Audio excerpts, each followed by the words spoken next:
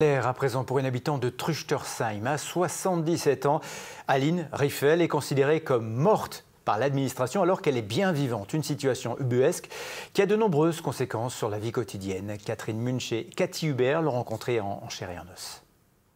Depuis plus d'un mois, l'administration considère cette femme comme décédée.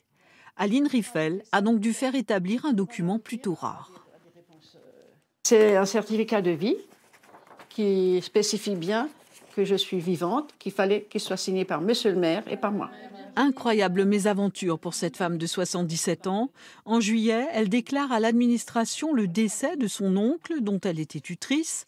Quelques jours plus tard, sa carte vitale ne passe plus à la pharmacie et sa pension de retraite n'est plus versée. Angélique, je vais aller à la pharmacie pour voir si la carte vitale, elle fonctionne à nouveau. D'accord, écoute, bon courage et je prépare déjà les affaires.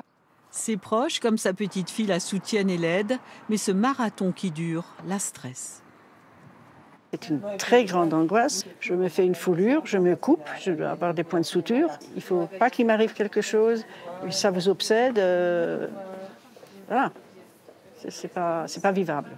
Bonjour, je vais vous voir pour ma carte vitale pour voir si elle est réactivée. Ok, très bien, puis on va voir ça de suite. Verdict.